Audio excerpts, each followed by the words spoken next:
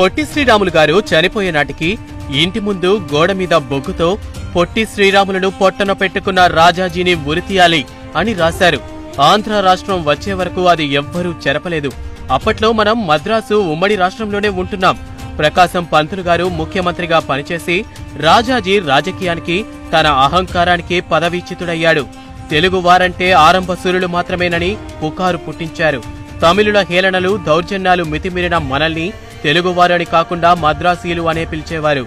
స్వాతంత్రం వచ్చాక కూడా మనకు గుర్తింపు లేదు. మద్రాసు మొదలు తంజావూరు వరకు తెలుగువారితో నిండిపోయింది. కానీ తెలుగుకు ప్రాధాన్యత లేదు. 1952 వచ్చినా ఆంధ్ర వాళ్ళంటే తెలియదు. మద్రాసు వాళ్ళమే మొత్తం ప్రపంచానికి.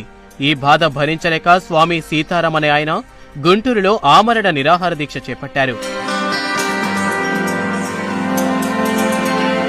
రాజాజీ ప్రభుత్వం శిబిరాన్ని అణచివేసి సీతారాం దీక్షను భగ్నం చేసింది. పైగా తెలుగువారు ఆరంభ సూరులని మళ్లీ హేళన చేసింది. దిగమింగుకోలేని ఈ అవమానానికి పొట్టి శ్రీరాములు గారు స్పందించారు.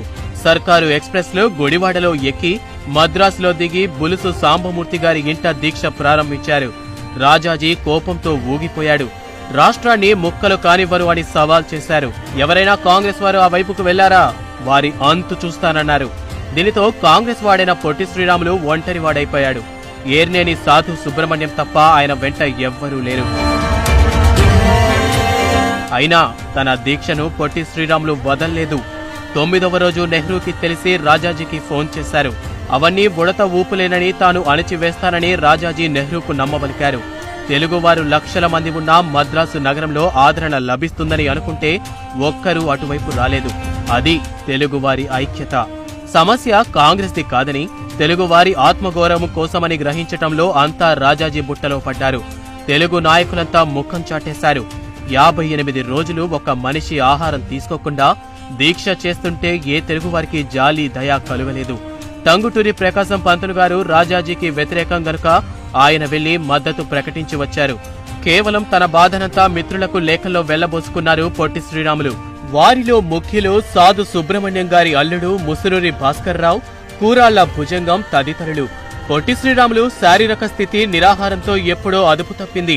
ఆ బాధ భరించలేక ఆయన గావు కేకలు పెట్టేవారు. పేగులు పుండ్లు పడి పురుగులు నోటి వెంట వచ్చేవి. కళ్ళు, చెవుల నుంచి కూడా వచ్చేవి. జీర్ణ వ్యవస్థ తిరగబడి మలం కూడా నోటి నుంచి వచ్చేది.